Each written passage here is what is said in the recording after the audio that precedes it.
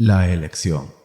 Sermón predicado el domingo 2 de septiembre, 1855. Pero nosotros debemos dar siempre gracias a Dios respecto a vosotros, hermanos amados por el Señor, de que Dios os haya escogido desde el principio para salvación, mediante la santificación por el Espíritu y la fe en la verdad, a la cual os llamó mediante nuestro Evangelio, para alcanzar la gloria de nuestro Señor Jesucristo.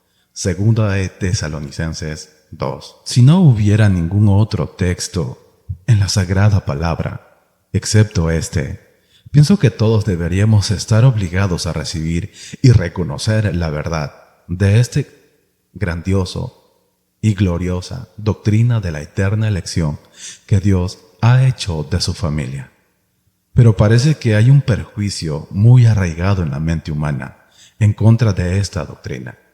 Y aunque la mayoría de las otras doctrinas son recibidas por los cristianos profesantes, algunas con cautela, otras con gozo, sin embargo, esta doctrina parece ser despreciada y descartada con frecuencia. En muchos de nuestros púlpitos se consideraría gran pecado y alta traición predicar un sermón sobre la elección, porque no podrían convertir su sermón en lo que ellos llaman un discurso práctico.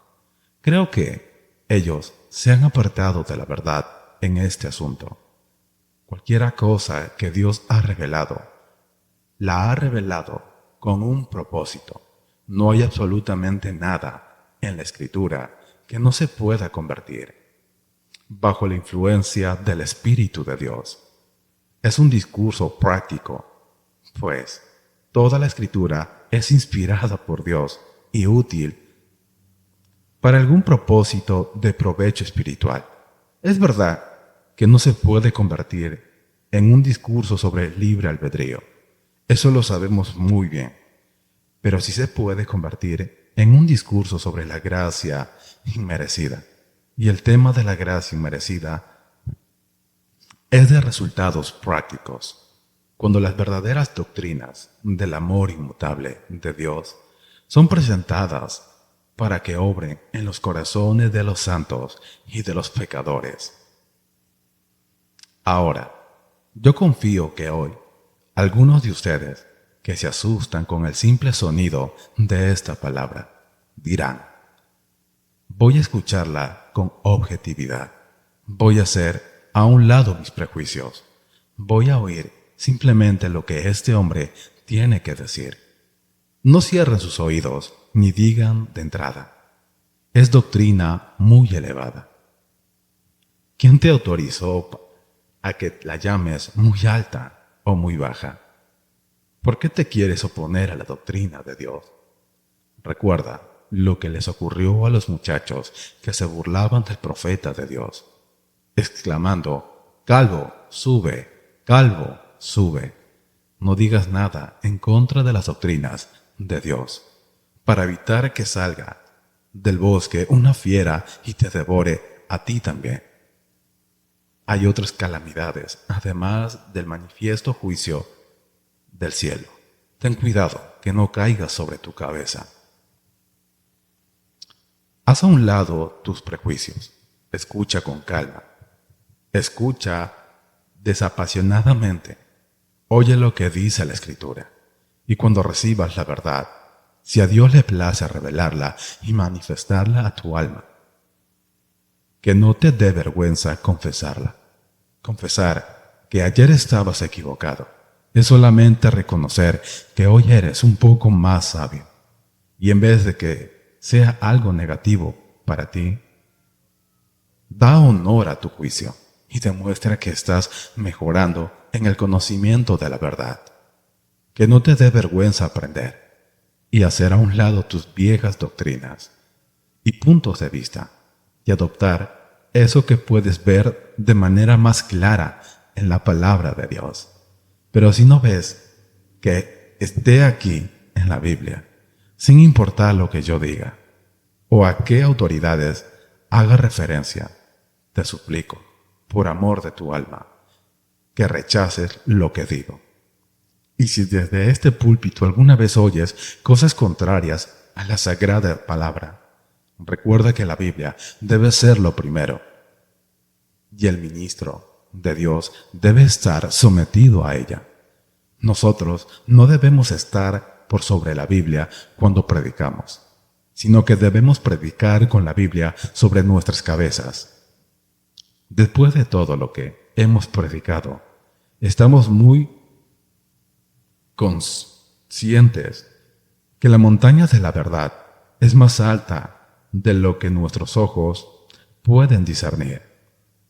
Nubes y oscuridad rodean su cima, y no podemos distinguir su pico más elevado. Sin embargo, vamos a tratar de predicar lo mejor que podamos.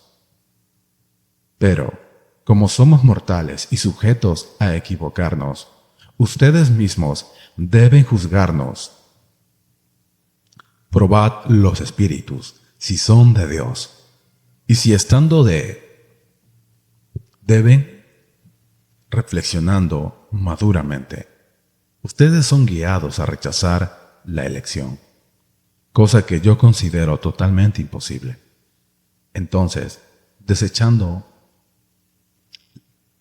no escuchen a quien predica la elección, sino crean y confiesen aquello que ven que es la palabra de Dios.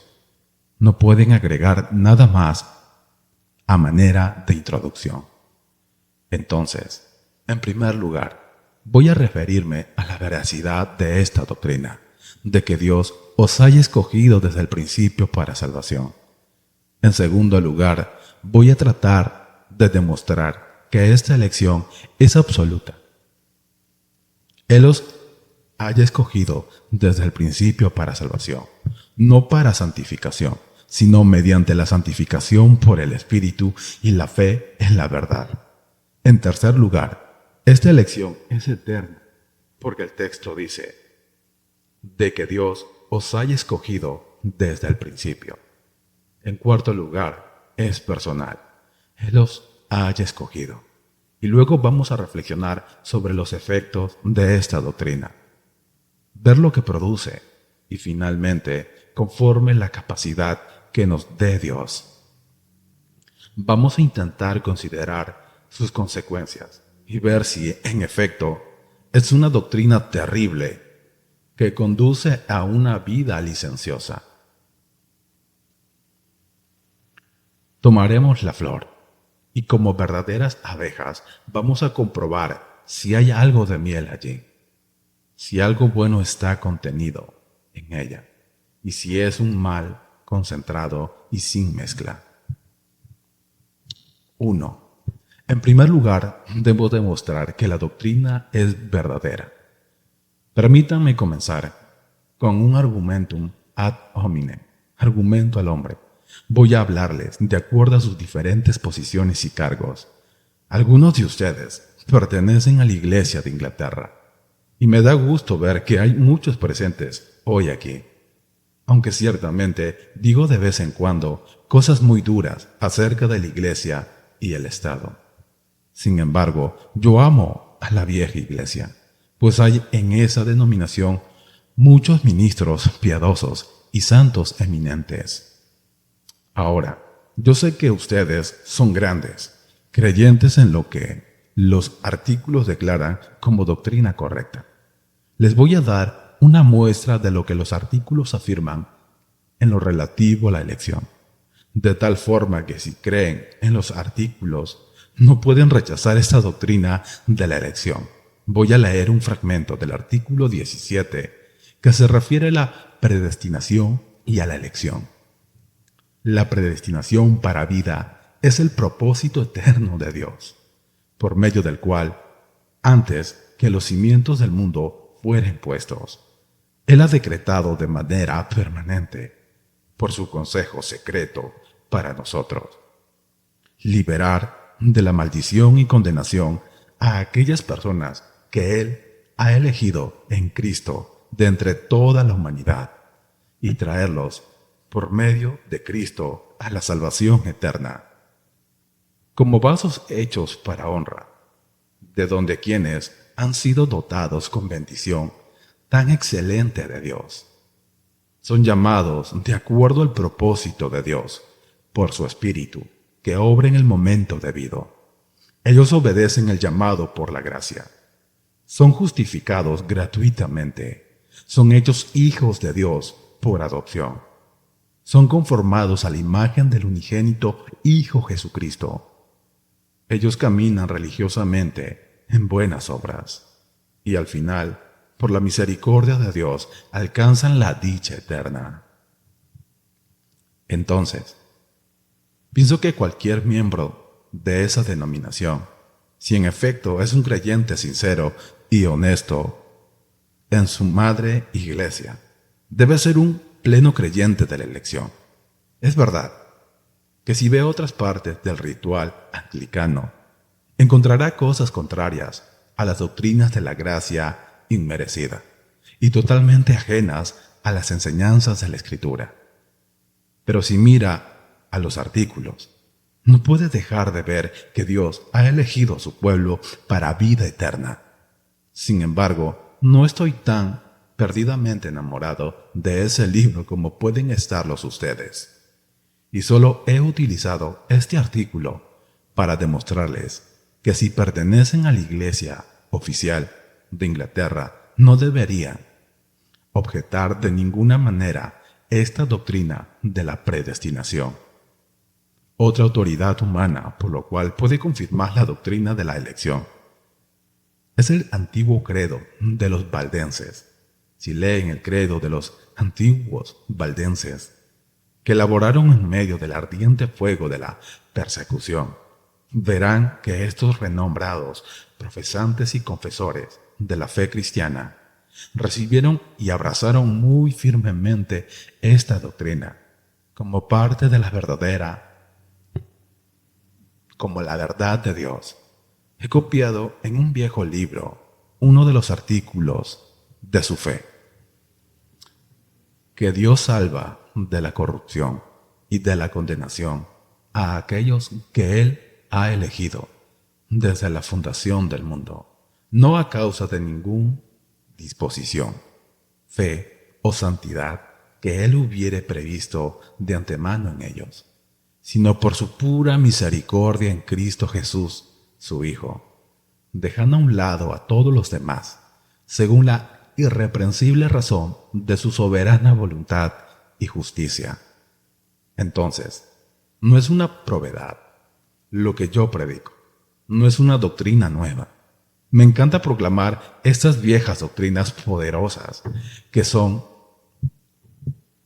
llamadas con el sobrenombre de calvinismo, pero que son seguro y ciertamente la verdad revelada de Dios en Cristo Jesús.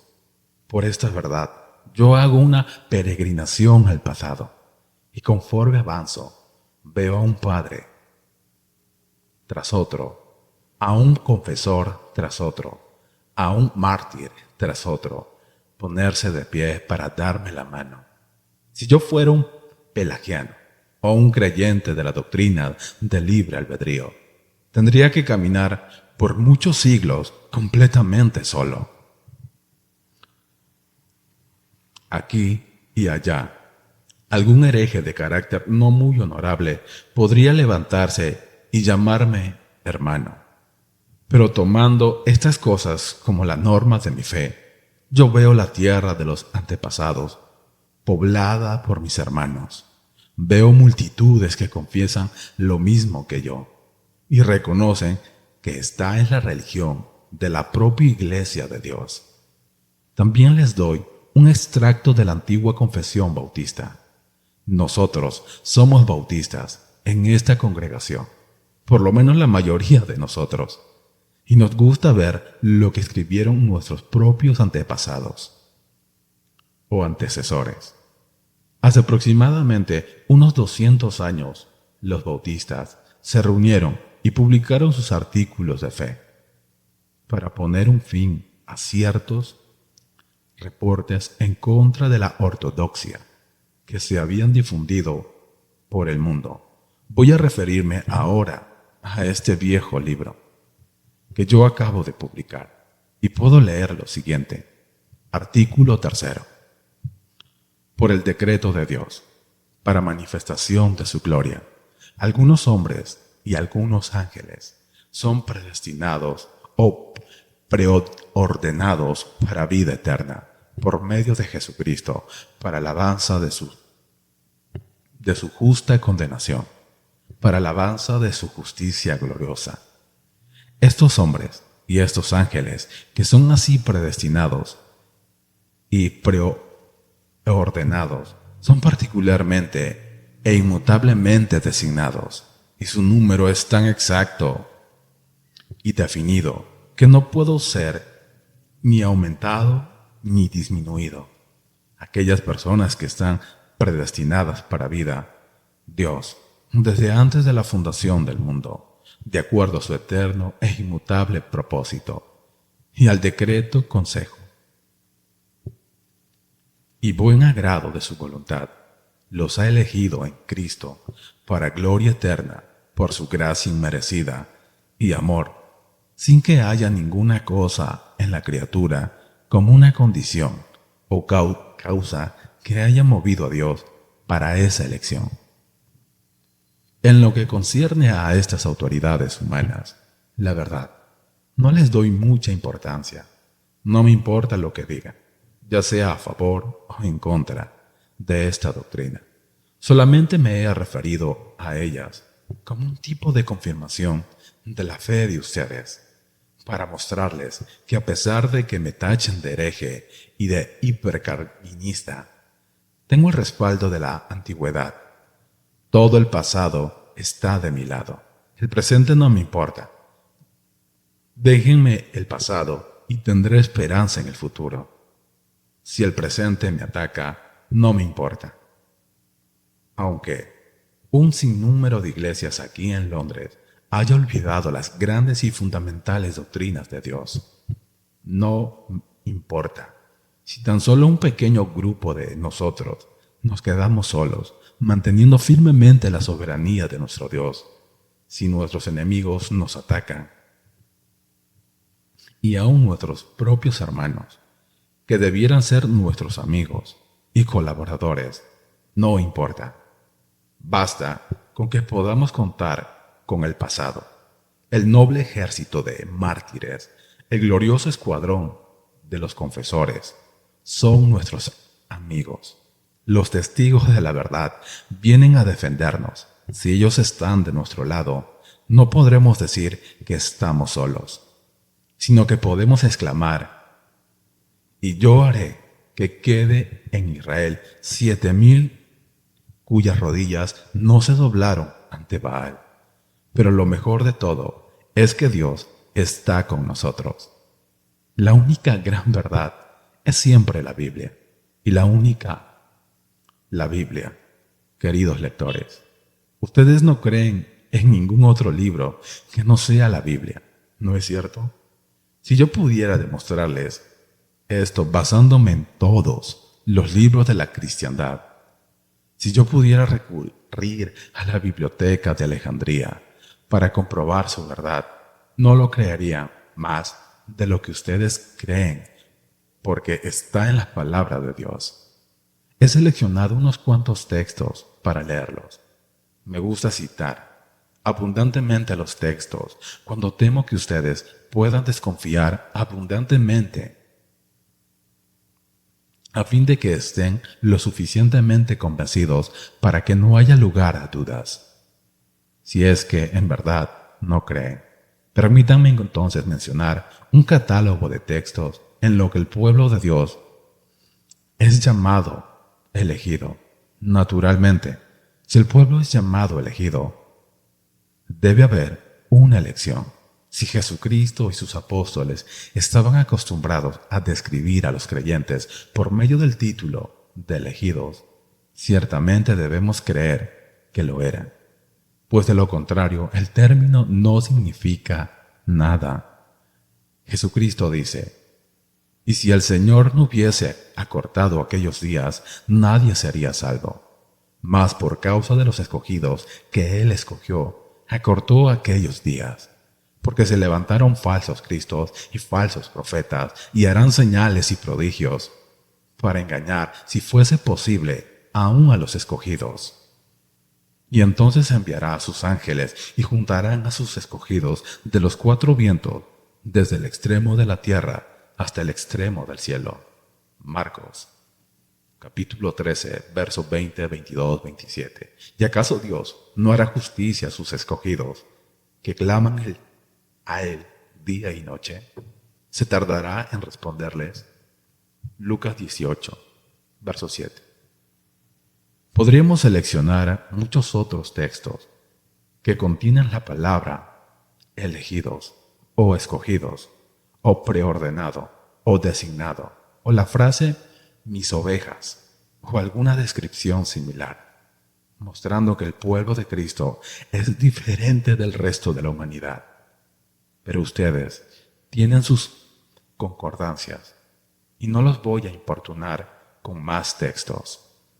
A través de las epístolas, los santos son constantemente llamados los elegidos. En su carta a los Colosenses, Pablo dice: «Vestíos, pues, como escogidos de Dios, santos y amados, de entrañable misericordia». Cuando le escribí a Tito, se llama a sí mismo Pablo, siervo de Dios y apóstol de Jesucristo, conforme a la fe de los escogidos. Pedro dice: «Elegidos según la presciencia de Dios Padre». Y si vamos a Juan, encontraremos que le gusta mucho esa palabra. Dice: «El anciano, la señora elegida». Y habla de tu hermana, la elegida. Y sabemos dónde está escrito: la iglesia que está en Babilonia, elegida juntamente con vosotros. Ellos no se avergüenzan de esa palabra en aquellos días. No tenían miedo de hablar de ella. En nuestros días, esa palabra ha sido prevista con una diversidad de significados, y las personas han mutilado y desfigurado la doctrina, de tal forma que la han convertido en una verdadera doctrina de demonios. Lo confieso. Y muchos se llaman a sí mismos creyentes. Se han pasado a las filas del antinominalismo. Pero a pesar de esto, ¿por qué he de avergonzarme de eso si los hombres la pervierten? Nosotros amamos la verdad de Dios, aún en medio de la tormenta, de la misma manera que cuando es ensalzada. Si hubiera un mártir que nosotros amáramos antes de que fuera llevado al suplicio, lo amaríamos todavía más mientras está siendo atormentado. Cuando la verdad de Dios está siendo atormentada, no por eso la vamos a catalogar como una falsedad. No nos gusta ver en el suplicio, pero la amamos aún cuando es martirizada, pues podemos discernir cuáles deberían haber sido sus justas proporciones si no hubiera sido atormentada y torturada por la crueldad e invenciones de los hombres. Si ustedes leen muchas de las epístolas de los padres de la antigüedad, encontrarán que siempre escriben al pueblo de Dios como elegido, ciertamente en términos convencionales común usado por los primitivos cristianos entre sí. En muchas de las iglesias era el elegido. A menudo usaban el término para llamarse entre sí, mostrando que era una creencia general que todo el pueblo de Dios era manifestante elegido. Ahora vamos a unos textos que prueban positivamente esta doctrina. Abran sus Biblias en el Evangelio de Juan, capítulo 15, verso 16. Y allí verán que Jesucristo ha elegido a su pueblo, pues Él dice: «No me elegisteis vosotros a mí, sino que yo os elegí a vosotros, y os he puesto para que vayáis y llevéis fruto, y vuestro fruto permanezca, para que todo lo que pidieseis al Padre en mi nombre, Él os Él os dé. Y luego en versículo 19, si fueras del mundo, el mundo amaría lo suyo, pero porque no sois del mundo, antes yo os elegí del mundo. Por eso el mundo os aborrece. Luego, en el capítulo 17, versos 8 y 9, porque las palabras que me diste les he dado, y ellos las recibieron, y han conocido verdaderamente que salí de ti, y han creído que tú me enviaste. Yo ruego por ellos, no ruego por el mundo, sino por los que me diste, porque tuyos son. Leemos en Hechos 13, verso 48. Señor, y creyeron todos los que estaban ordenados para vida eterna. Pueden intentar retorcer este versículo, pero dice ordenados para vida eterna, tan claramente que no cabe ninguna duda en su interpretación, y nos tienen sin cuidado las diferentes comentarios que se hacen sobre él. Creo que casi no es necesario que les recuerde el capítulo 8 de Romanos, pues confío que ustedes conocen muy bien ese capítulo y lo entienden. En el versículo 29 y siguientes dice, porque a los que antes conoció, también los predestinó, para que fuesen hechos conforme a la imagen de su Hijo, para que Él sea el primogénito entre muchos hermanos. Y a los que predestinó, a estos también llamó, y a los que llamó, a estos también justificó, y a los que justificó, a estos también glorificó. ¿Qué pues diremos a esto? Si Dios es por nosotros, ¿quién contra nosotros?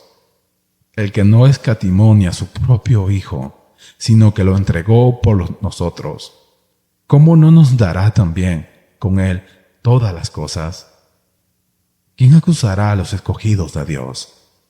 Tampoco sería necesario leer todo el capítulo 9 de Romanos.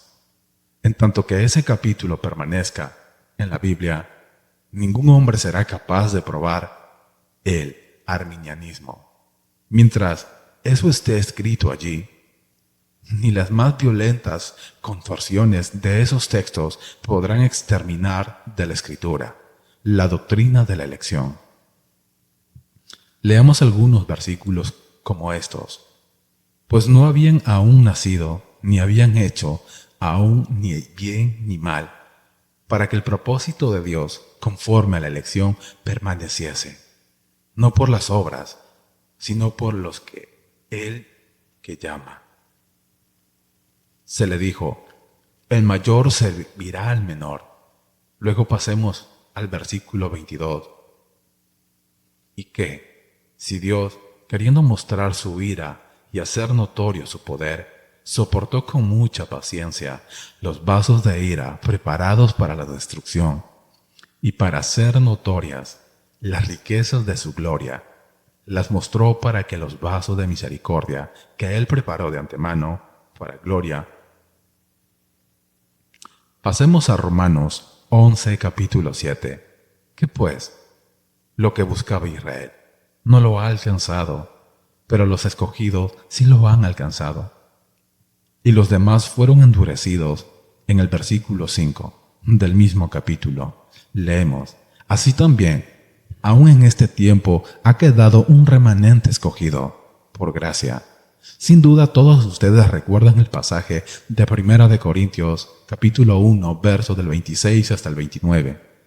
Pues mirad, hermanos, vuestra vocación, que no sois muchos sabios según la carne, ni muchos poderosos, ni muchos nobles, sino que lo necio del mundo escogió Dios para avergonzar a los sabios, y lo vil del mundo escogió Dios para avergonzar a lo fuerte. Y lo vil del mundo y lo menospreciado escogió Dios, y lo que no es, para que deshacer lo que es, a fin de que nadie se jacte en su presencia. También recuerden el pasaje de Primera de Tesalonicenses, capítulo 5, verso 9. Porque no nos ha puesto Dios para ira, sino para alcanzar salvación, por medio de nuestro Señor Jesucristo. Y luego tienen el texto que estamos analizando. el cual, pienso, sería suficiente. Pero si necesitan más textos, pueden encontrarlos buscándolos con calma. Si no hemos logrado eliminar su sospecha de que esta doctrina no es verdadera, me parece, amigos míos, que esta sobrecogedora cantidad de versículos debería hacer temblar a quienes se atreven a burlarse de esta doctrina. ¿Qué diremos de aquellos que a menudo la han despreciado y han negado su divinidad, que han atacado su justicia y se han atrevido a desafiar a Dios y lo llaman un tirano todopoderoso, cuando han escuchado que Él ha elegido a un número específico para vida eterna? ¿Puedes tú, que rechazas esta doctrina, quitarla de la Biblia? ¿Puedes tú tomar el cuchillo de Jehudí y estirparla de la palabra de Dios? ¿Quieres ser como la mujer a los pies de Salomón, que aceptó que el niño fuera dividido en dos mitades para que puedas tener tu mitad? ¿Acaso no está aquí en la Escritura y no es tu deber inclinarte ante ella y mansamente reconocer que no la entiendes, recibirla como la verdad, aunque no puedas entender su significado?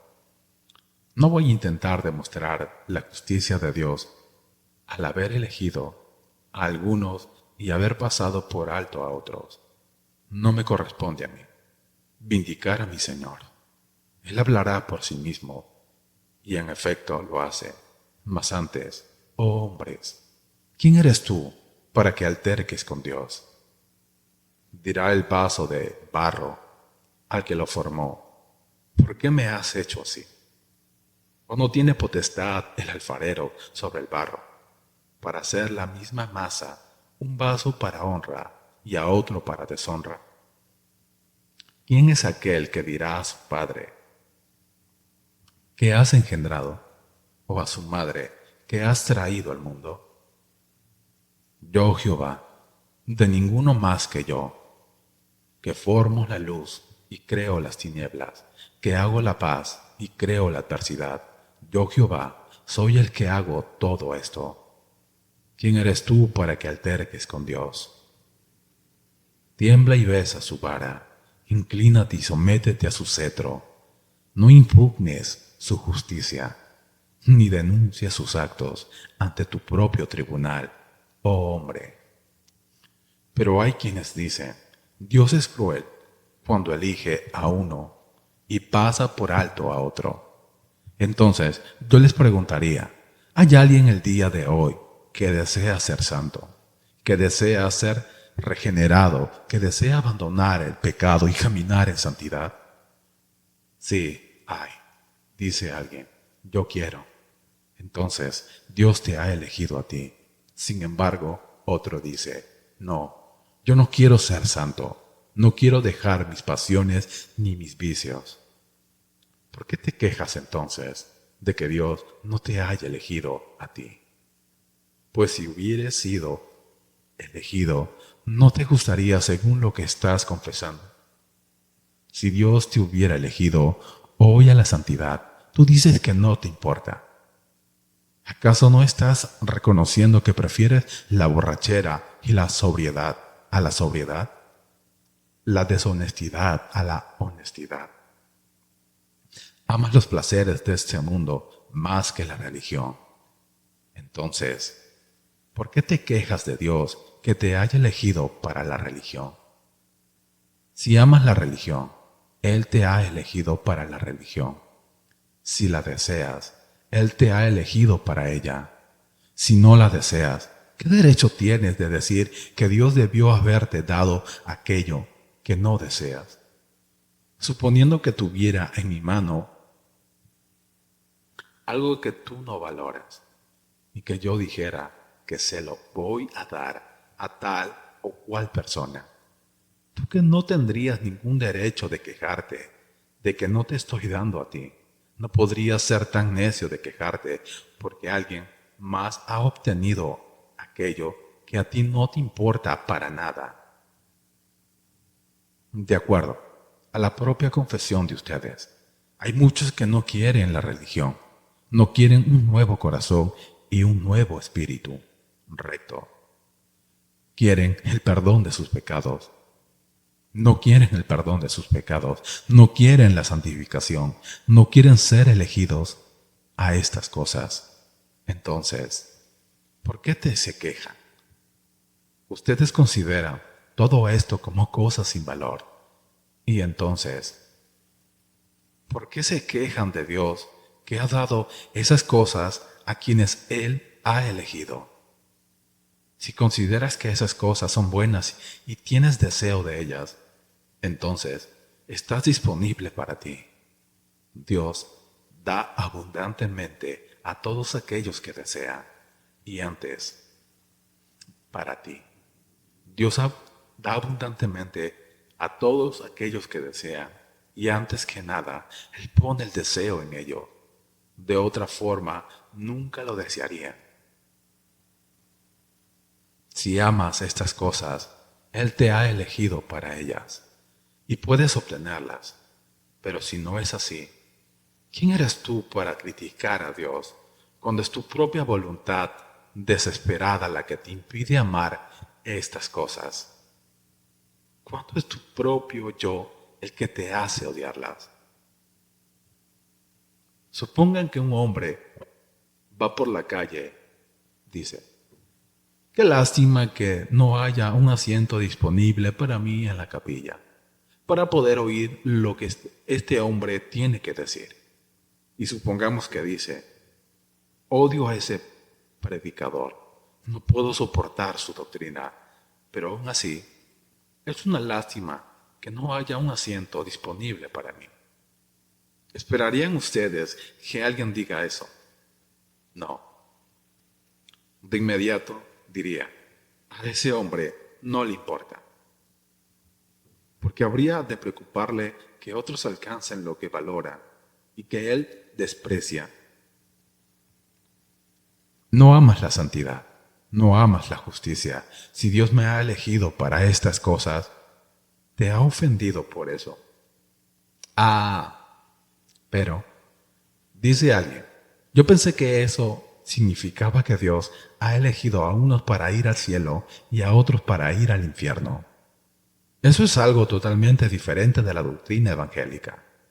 Él ha elegido a unos hombres a la santidad y a la justicia, y por medio de ellas, al cielo.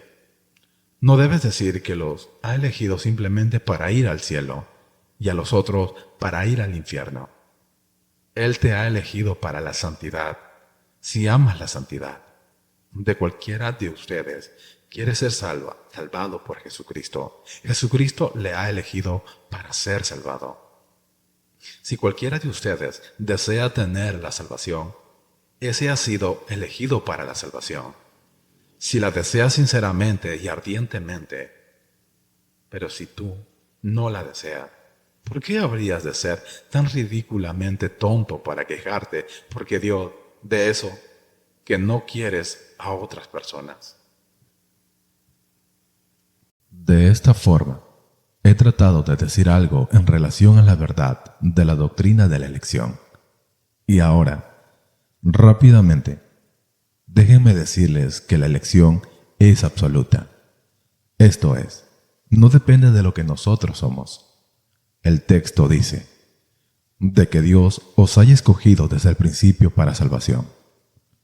Pero nuestros oponentes afirman que Dios elige a unos hombres porque son buenos, que los elige a causa de diversas obras que han hecho.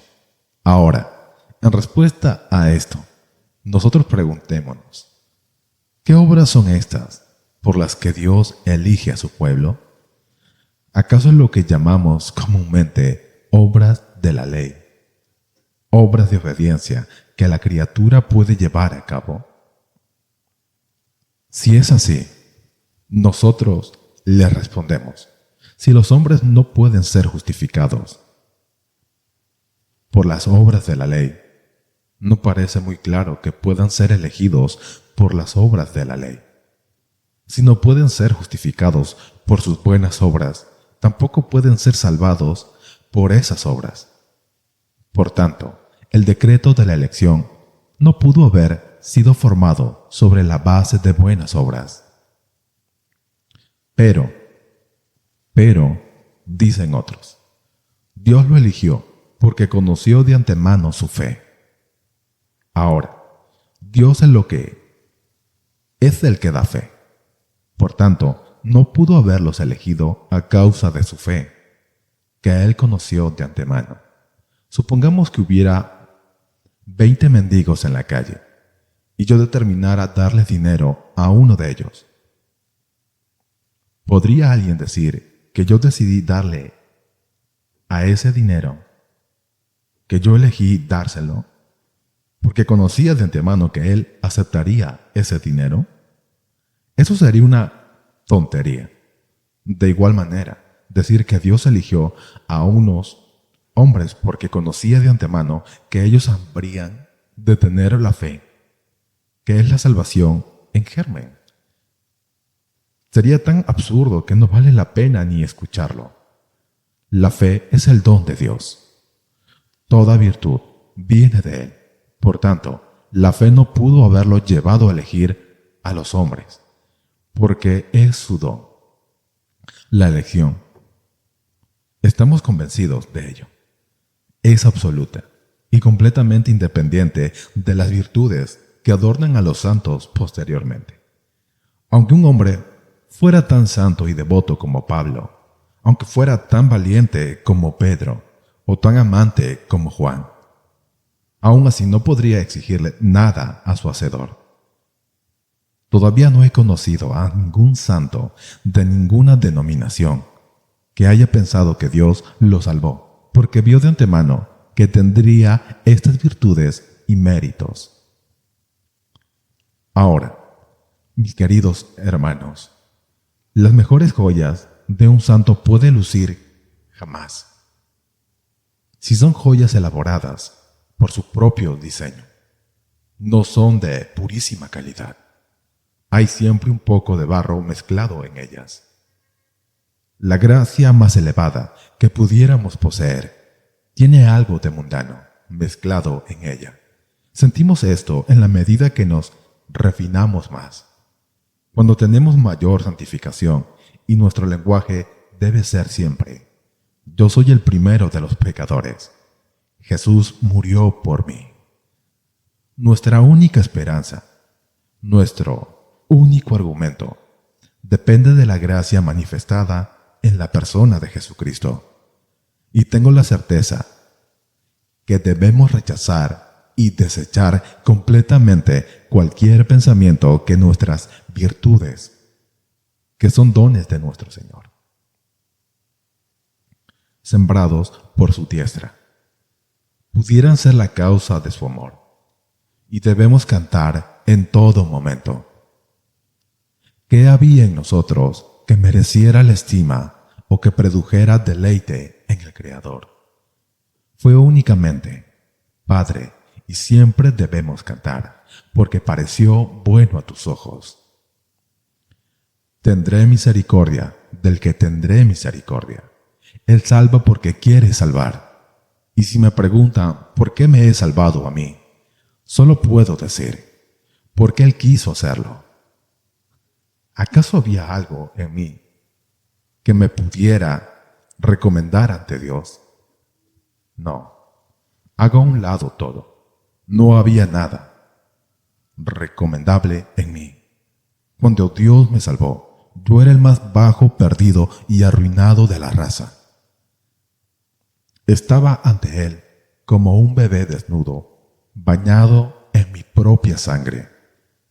Verdaderamente, yo era impotente para ayudarme a mí mismo. Oh, cuán miserable me sentía y me reconocía. Si ustedes tienen algo que los hiciera aceptables a Dios, yo nunca lo tuve. Yo estaré contento de ser salvado por gracia, por pura gracia, sin ninguna otra mezcla. Yo no puedo presumir de ningún mérito, Si tú puedes hacerlo, muy bien. Yo no puedo. Yo debo cantar. Gracia inmerecida, únicamente de principio a fin. Ha ganado mi afecto y mantenido mi alma muy firme. ¿Puede decirme a alguien cuándo fue el principio? Hace unos años creíamos que el principio de este mundo fue cuando Adán fue creado. Pero hemos descubierto que miles de años antes de eso, Dios estaba preparando la materia caótica para hacerla una adecuada morada para el hombre, poniendo razas de criaturas sobre la tierra, que murieron y dejaron tras sí las marcas de su obra y su maravillosa habilidad, antes de crear al hombre. Pero eso no fue el principio, pues la revelación apunta a un periodo cuando este mundo fue formado, a los días cuando las estrellas matutinas fueron engendradas, cuando, como gotas de rocío de los dedos de la mañana, las estrellas y las constelaciones cayeron goteando de la mano de Dios, cuando sus propios labios salió la palabra que puso en marcha a las pesadas órbitas, cuando con su propia mano envió a los cometas, que como rayos vagaron por el cielo, hasta encontrar un día su propia esfera.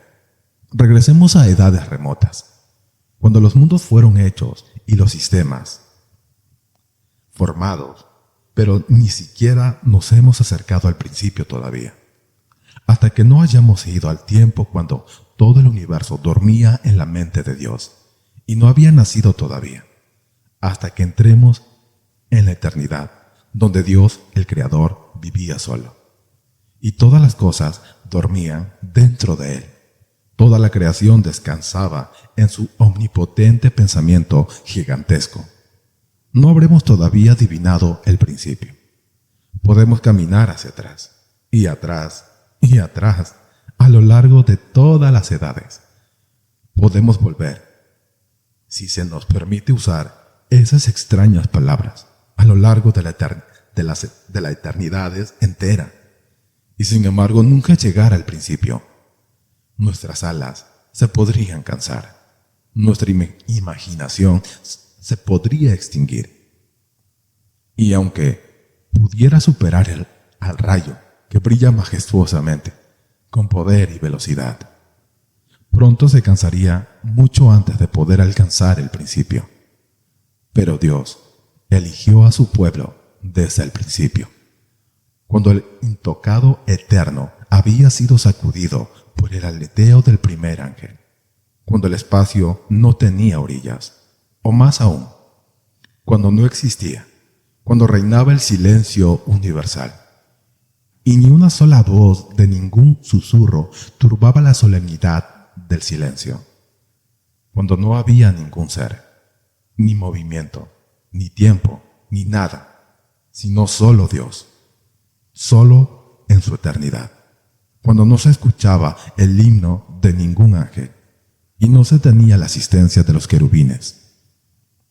Mucho antes que nacieran los seres vivientes o que las ruedas de la carroza de Jehová fueran formadas, aún antes, en el principio era el Verbo. Y en el principio el pueblo de Dios era uno con el Verbo. Y en el principio Él los escogió para vida eterna. Entonces, nuestra elección es eterna. No me voy a detener para demostrar esto. Solamente paso por estos pensamientos de manera rápida para beneficio de los jóvenes principiantes, para que puedan entender lo que queremos decir por elección eterna y absoluta. A continuación, la elección es personal. Aquí también, nuestros oponentes han intentado derribar la elección diciéndonos que es una elección de naciones y no de personas. Pero aquí el apóstol nos dice, Dios ha escogido desde el principio. Decir que Dios no ha elegido a personas, sino a naciones, es la tergiversación más miserable que se haya hecho sobre la tierra. Pues la mismísima objeción que se presenta en contra de la elección de personas se puede presentar en contra de la elección de una nación. Si no fuera justo elegir a una persona, sería todavía más injusto elegir a una nación, puesto que las naciones no son sino la unión de multitudes de personas. Y elegir a una nación parecería todavía un crimen mayor y gigantesco, si la elección fuera un crimen, que elegir a una persona. Ciertamente, elegir a 10,000 sería considerado algo peor que elegir a uno. Distinguir a toda una nación del resto de la humanidad parece una mayor extravagancia en los actos de la divina soberanía que elegir a un pobre mortal y pasar por alto a otro. Pero, ¿qué son las naciones sino hombres? ¿Qué son los pueblos enteros sino combinaciones de diferentes unidades? Una nación está construida por ese individuo, y por ese otro, y por aquel otro. Y si me dices que Dios eligió a los judíos, yo respondo entonces que Él eligió a este judío, y a ese judío, y a aquel judío.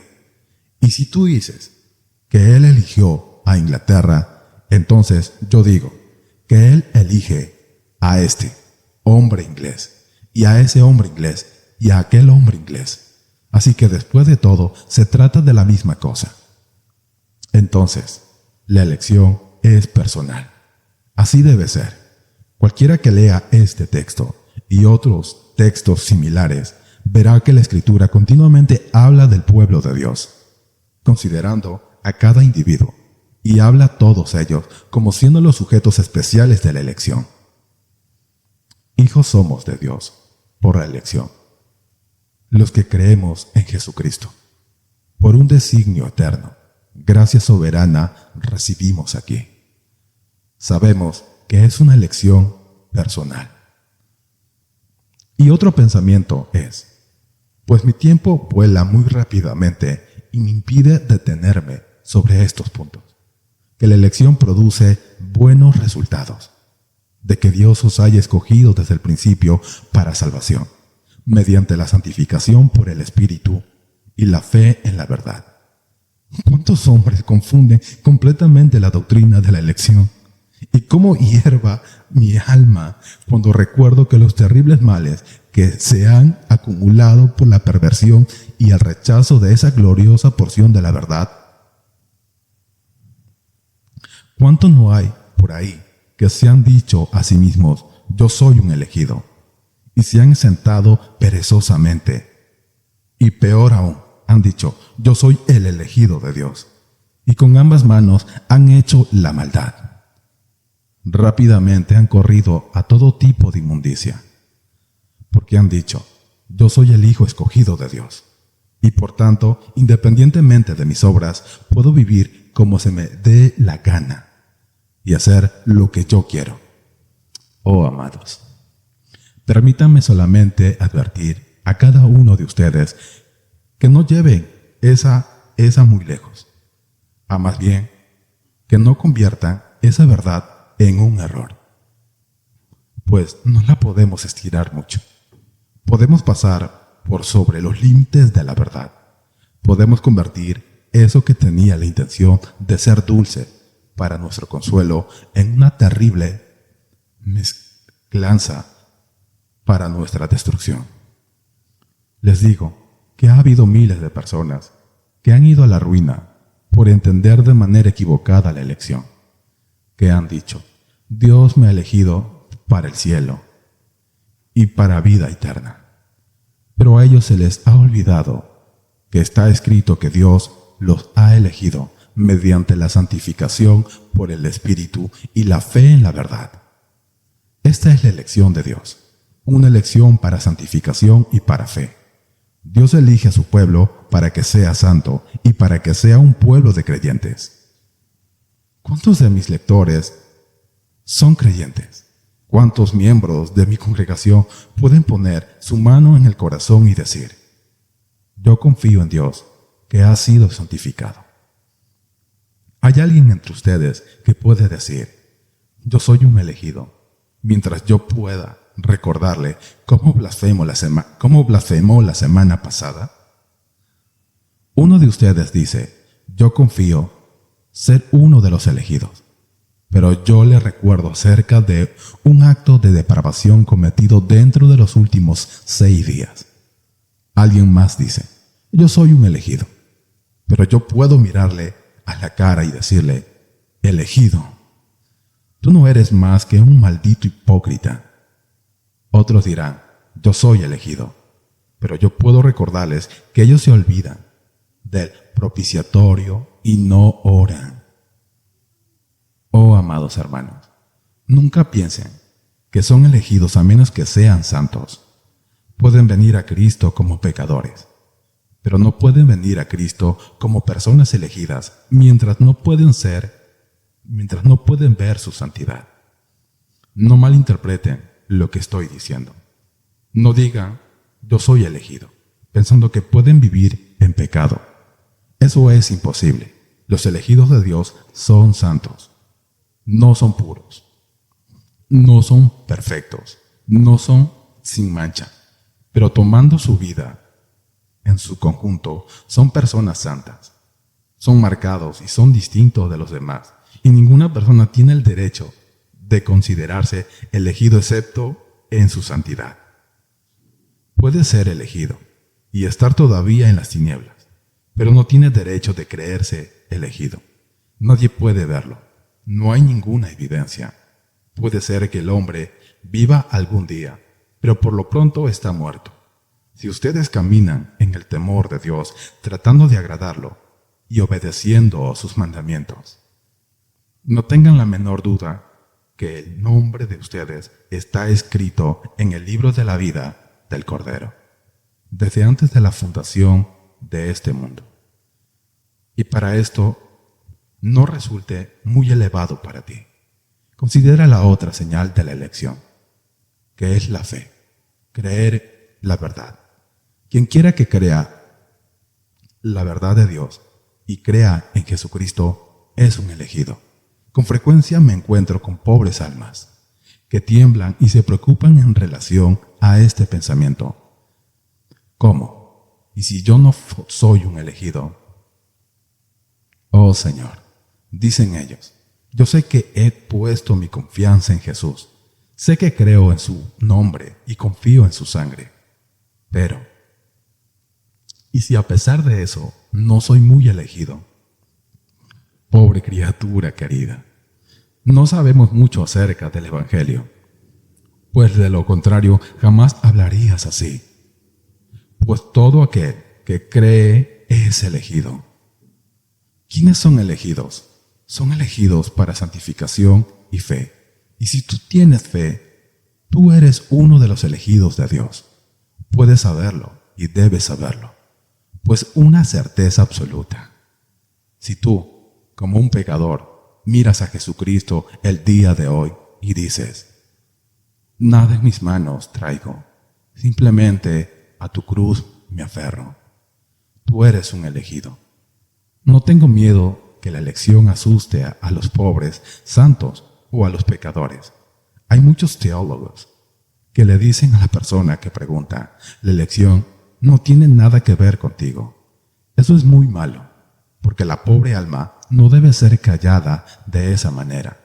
Si pudiera silenciar esa alma, podría estar bien, pero va a seguir pensando al respecto, y no lo podrá evitar. Díganle más bien, si tú crees en el Señor Jesucristo, tú eres un elegido. Si te abandonas a Él, tú eres un elegido.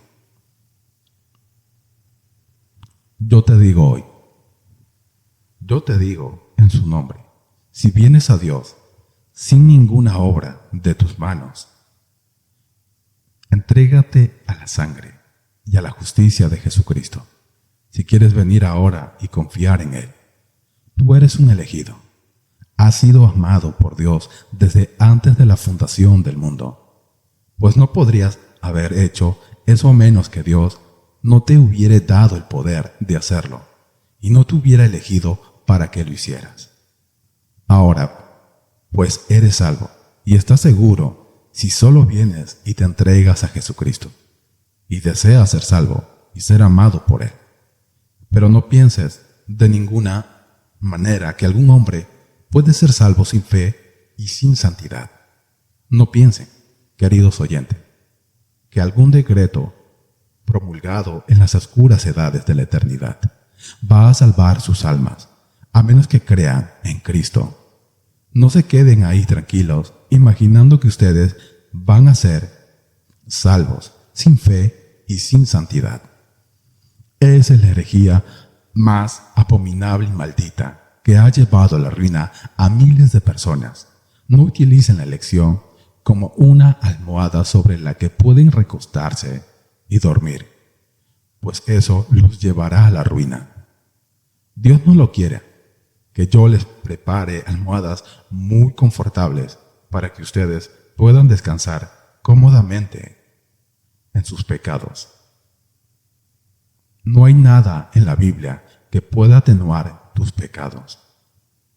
Pero si estás condenado, oh hombre, si estás perdido, oh mujer, tú no vas a encontrar en esta Biblia ni una gota de refresque tu lengua, ni una doctrina que disminuya tu culpa.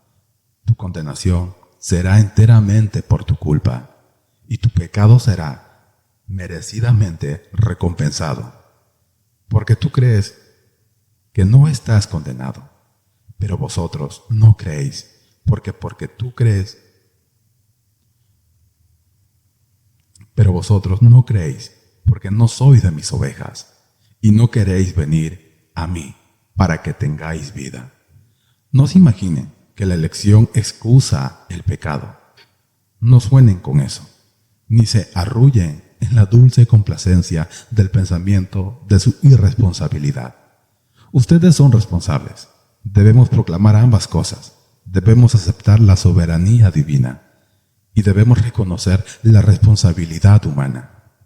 Debemos aceptar la elección, pero debemos hablar a sus corazones. Debemos proclamar la verdad de Dios ante ustedes. Debemos hablarles a ustedes y recordarles esto, que si bien es cierto que está escrito, en mí está tu ayuda, también está escrito, te perdiste, oh Israel. Ahora, finalmente, ¿cuáles son las verdades y legítimas tendencias de un correcto concepto de la doctrina de la elección? Primero, les diré cómo moverá a los santos la doctrina de la elección bajo la bendición de Dios. Y en segundo lugar, ¿qué hará por los pecadores si Dios bendice esa doctrina a favor de ellos? Primero, yo pienso que para un santo es una de las doctrinas más despojadoras de todo el mundo, para quitar toda la confianza en la carne y toda seguridad en cualquier otra cosa excepto en Jesucristo.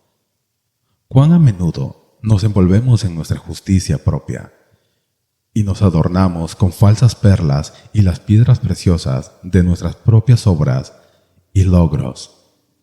Comenzamos a decir, ahora voy a ser salvo, porque poseo esta evidencia y la otra. En vez de eso, solamente la fe desnuda salva. Esa fe, y únicamente ella, nos une al Cordero sin tomar en cuenta las obras. Aunque la fe produce obras, ¿cuán a menudo nos recargamos en alguna obra que no es la de nuestro amado y confiamos en algún poder que no es el poder que viene de lo alto? Entonces, si queremos despojarnos de falso poder, debemos considerar la elección. Haz una pausa, alma mía, y considera esto.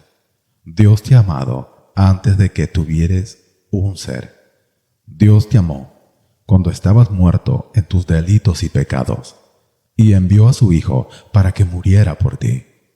Él te lo compró con su preciosa sangre antes de que pudieras balbucear su nombre. ¿Acaso entonces no puedes estar orgulloso? Repito, no conozco nada que sea más humillante para nosotros que esta doctrina de la elección. A veces me he postrado ante ella, mientras trato de comprenderla. He abierto mis alas y como el águila me he remontado hacia el sol. Mi ojo ha sido firme y mi alma vigorosa durante un tiempo. Pero, conforme me acercaba a ella, mi pensamiento se adueñaba de mí.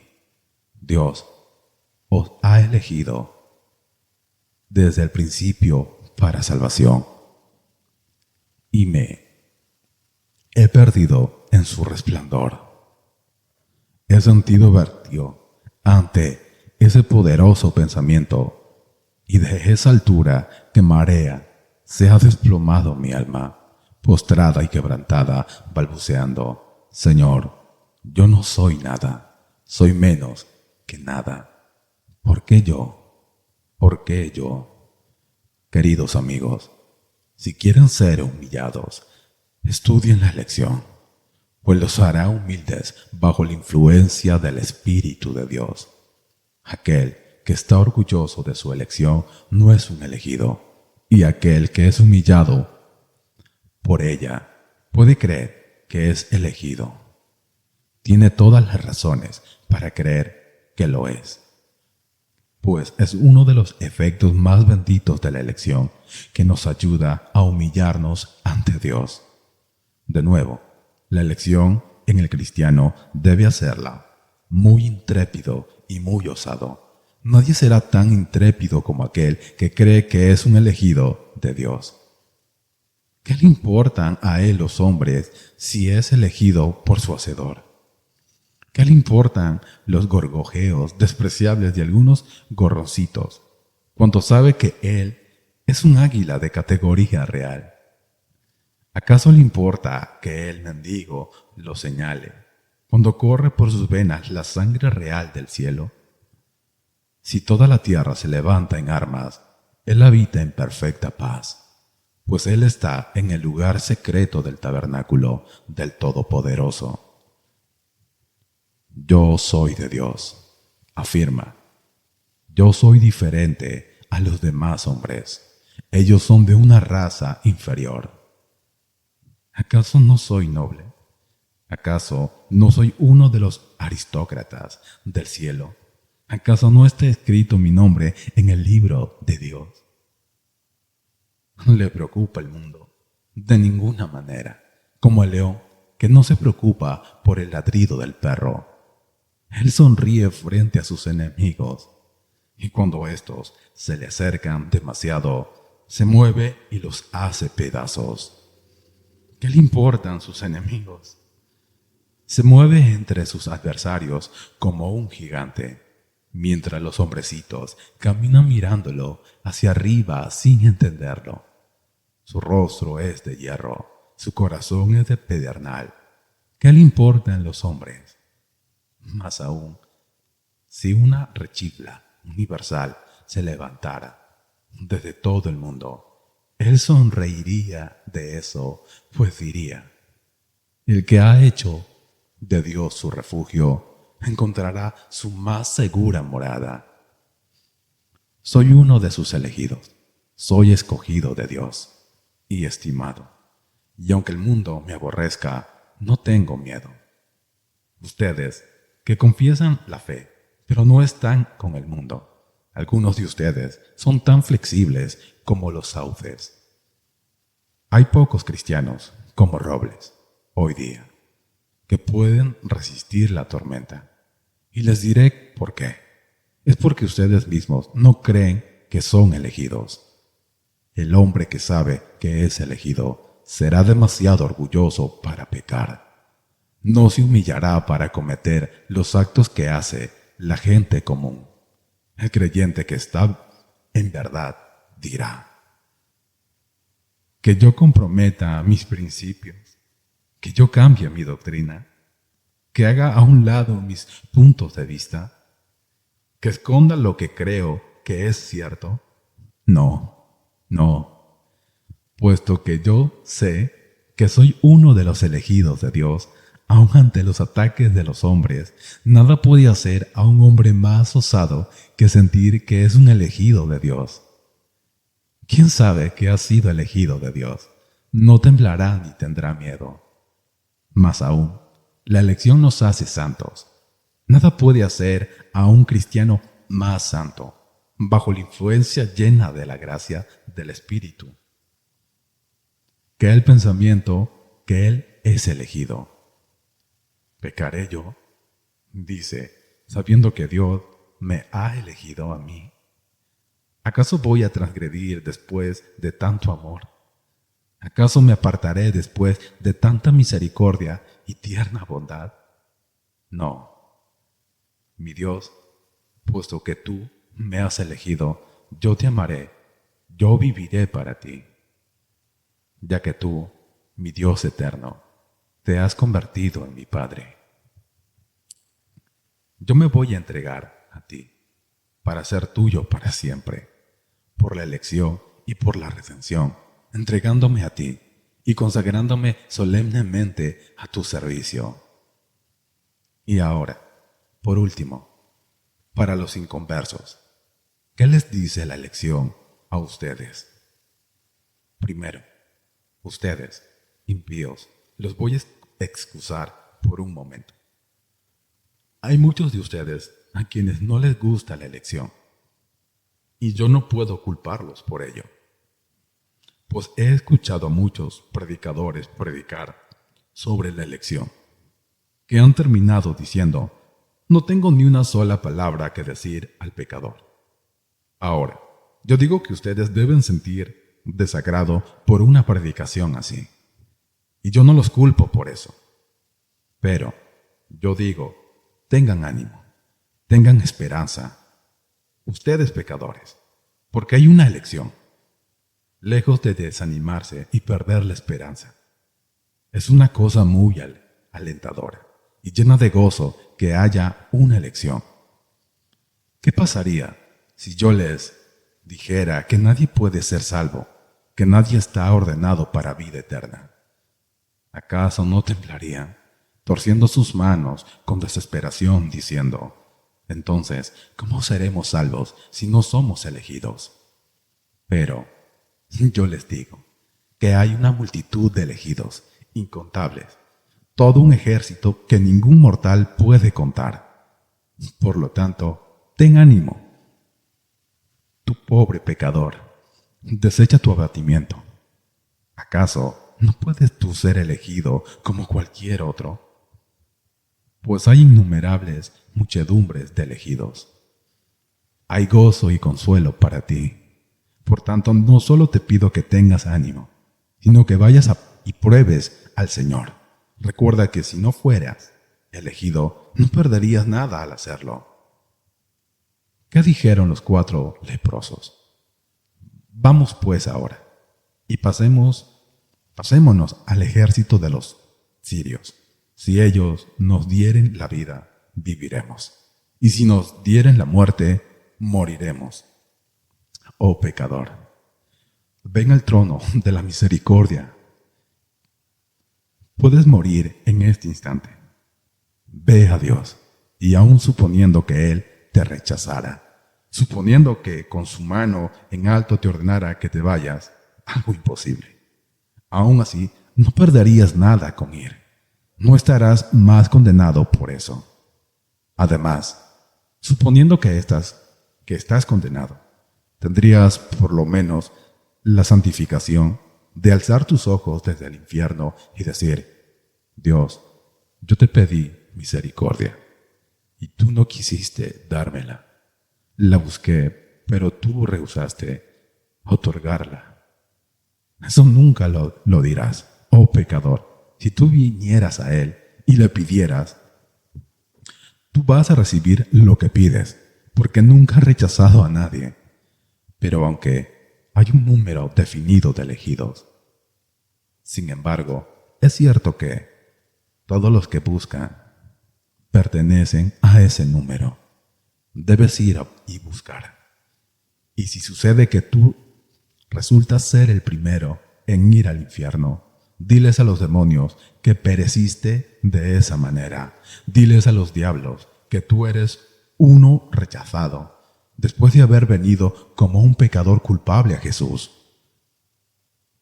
te digo que eso deshonraría al Eterno, con todo respeto a su nombre, y Él no permitiría que tal cosa sucediera. Él es muy celoso de su honor y no podría permitir que un pecador dijera algo como eso. Pero, pobre alma, no basta con que pienses así, que no va a perder nada si vienes. Hay todavía un pensamiento más. ¿Amas la elección el día de hoy? ¿Estás dispuesto a admitir su justicia? Dices, siento que estoy perdido. Lo merezco. Si mi hermano es salvo, yo no puedo murmurar al respecto. Si Dios me destruye, lo merezco. Pero si Él salva a la persona que está sentada junto a mí, Él tiene todo el derecho de hacer lo que le plazca con lo suyo. Y yo no he perdido nada por eso. ¿Puedes decir eso con toda honestidad desde lo profundo de tu corazón? Si es así, entonces la doctrina de la elección ha tenido su efecto correcto en tu espíritu, y tú estás lejos del reino de Dios. Estás siendo traído donde debes estar, donde el Espíritu quiere que estés. Y siendo esto así el día de hoy, puedes irte en paz. Dios ha perdonado tus pecados. No sentirías así si no hubieras sido perdonado. No sentirías así si el Espíritu de Dios no estuviera haciendo su obra en ti. Entonces, regocíjate en esto. Deja que tu esperanza descanse en la cruz de Cristo. No pienses en la elección, sino en Jesucristo. Descansa en Jesús. Jesús al inicio, en todo momento y por toda la eternidad.